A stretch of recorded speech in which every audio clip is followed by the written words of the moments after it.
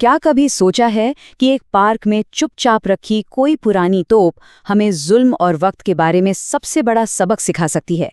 आज हम वीरेन डंगवाल की एक बहुत ही छोटी सी लेकिन गहरी कविता के जरिए कानपुर के एक बगीचे में रखी एक तोप की कहानी पर नजर डालेंगे। ये तोप अब तो खामोश है, पर उसकी गूंज आज भी सुनाई देती है। तो चलिए, हमारी कहानी शुरू होती है कानपुर के कंपनी बाग से। एकदम शांत माहौल है यहाँ का, और नाम देखिए, कंपनी बाग। नाम सुनते ही दिमाग सीधा ईस्ट इंडिया कंपनी के जमाने में पहुंच जाता है ना। आज तो खैर ये जगह सुकून और शांति का एक अड्डा है। लोग आते हैं, टहलते हैं, आराम करते हैं। लेकिन इस सारे सुकून और शांति के बीच ठीक पार्क के गेट पर एक खामोश पहरेदार खड़ा है, और ये इस माहौल से बिल्कुल भी मेल नहीं खाता। ये है 1857 की एक तोप। अब 1857 सिर्फ एक साल नहीं है, ये तो भारतीय इतिहास के सबसे बड़े विद्रोह का प्रतीक है। और ये तोप उस तूफान की एक मूक गवाह है। तो अब ये तोप सिर्फ एक हथियार नहीं रही, अब ये एक विरासत बन चुकी है। और पता है, जैसे कंपनी बाग की देखभाल होती है ना, ठीक वैसे ही इसकी भी पूरी केयर होती है। साल में 2 बार इसे खूब चमकाया जाता है, बिल्कुल किसी म्यूजियम में रखी चीज की तरह, ताकि जो भी टूरिस्ट आएं वो इसकी कहानी को देख सकें, जान सकें। तो सोचिए, सैलानी आते हैं, देखते हैं और चले जाते हैं, लेकिन जब कोई इसे गौर से देखता है तो वो सिर्फ लोहे का एक बड़ा सा टुकड़ा नहीं देख रहा होता। ये तोप ये अपने शांत आज से देखने वाले को खींचकर अपने शोर भरे कल में ले जाती है। इसकी चुप्पी में एक पूरी की पूरी दास्तान छिपी हुई है। और वो दास्तां, वो कहानी एक बहुत ही जालिम, एक क्रूर अतीत की है। आज जो चीज बस एक सजावट की तरह रखी है, वो कभी ताकत और जुल्म का एक भयानक सिंबल हुआ करती थी। कविता में एक बहुत दिलचस्प बात है। तोप को जैसे आवाज मिल जाती है, वो खुद बोलती है और अपने पुराने दिनों को याद करके कहती है, मैं बड़ी जबर थी। जबर यानी बहुत ताकतवर, जबरदस्त, जिसका खौफ था, जिसकी दहशत थी। और वो सिर्फ अपनी ताकत का दावा नहीं कर रही, वो सबूत भी देती है, याद करती है कि कैसे उसने अपने ज़माने में बड़े बड़े सूरमाओं के धज्जे उड़ा दिए थे, चिथड़े उड़ा दिए थे।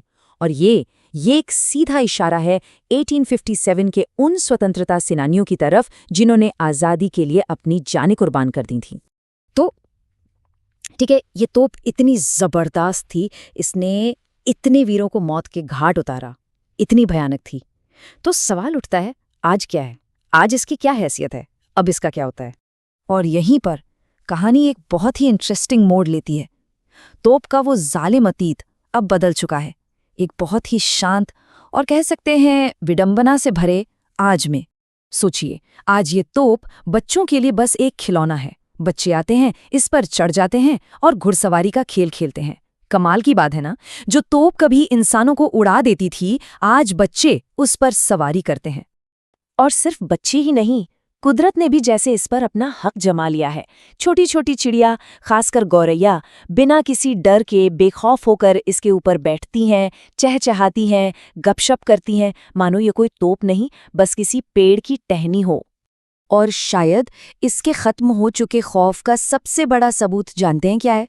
ये चिड़ियाँ कभी कभी शरारत में उड़कर सीधा तोप की नली के अंदर घुस जाती हैं। हाँ, ठीक उसी जगह के अंदर जहां से कभी मौत बरसा करती थी। चिड़ियों का ये छोटा सा मासूम सा काम असल में हमें कविता के सबसे बड़े मैसेज की तरफ ले जाता है। ये हमें सिखाता है हर तरह की ताकत के अंत के बारे में, एक बहुत जरूरी सबक। तो कविता का जो सार है, जो सबसे जरूरी सबक है, वो यही है। ये नन्ही चिड़ियाँ अपनी इस छोटी सी हरकत से मानो बता रही हूं कि कोई कितना भी बड़ा हो, कितना भी ताकतवर क्यों ना हो, चाहे वो तोप जैसा ही विनाशकारी क्यों ना हो, एक दिन तो उसका मुंह बंद होना ही है। हर जुल्म का, हर तानाशाही का अंत तय है। लेकिन फिर एक सवाल दिमाग में आता है, अगर ये तोप अब इतनी शक्तिहीन है, बेकार है, बस एक खिलौना बनकर रह गई है, तो फिर हम इसे रखते ही क्यों हैं? क्यों इसे इतने सम्मान से एक विरासत के तौर पर संभाल कर रखा गया है? क्या वजह है? देखिए, इसका जवाब छिपा है धरोहर या विरासत शब्द के असली मतलब में। हम ऐसी चीजों को इसलिए नहीं सहेजते कि वो सुंदर है या अच्छी लगती हैं, नहीं, बल्कि इसलिए ताकि हम अपने अतीत को याद रख सकें और सबसे जरूरी उससे सीख सकें। आमतौर पर विरासतें दो तरह की होती हैं। एक जो हमें हमारी उपलब्धियों की याद दिलाती हैं, जिन पर हम गर्व करते हैं, जैसे हमारे बड़े बड़े शानदार स्मारक। और दूसरी तरह की विरासत वो होती है जो हमें चेतावनी देती है, जो हमें हमारे पूर्वजों की गलतियों की और उन गलतियों की वजह से हुए दुखों की याद दिलाती है। क्यों? ताकि हम उन्हें फिर कभी न दोहराएं। और ये तोप उसी दूसरी तरह की धरोहर है। ये सिर्फ इतिहास की एक चीज नहीं है, ये भविष्य के लिए एक जीती जागती चेतावनी है, एक वार्निंग। तो ये हमें क्या याद दिलाती है? पहली बात कि कैसे एक कंपनी जो सिर्फ व्यापार करने आई थी वो हमारी शासक बन बैठी। दूसरी बात, ये हमें उन अनगिनत कुर्बानियों की याद दिलाती है जो हमारे पूर्वजों ने उस सत्ता को उखाड़ने के लिए दी थी। और सबसे बढ़कर ये हमें आज भी सतर्क रहने को कहती है। एक चेतावनी है कि हमें ये पक्का करना होगा कि कोई भी जालिम ताकत फिर से यहाँ अपनी जड़ें ना जमा पाए, क्योंकि उस दौर के जख्म आज भी कहीं न कहीं ताज़ा हैं।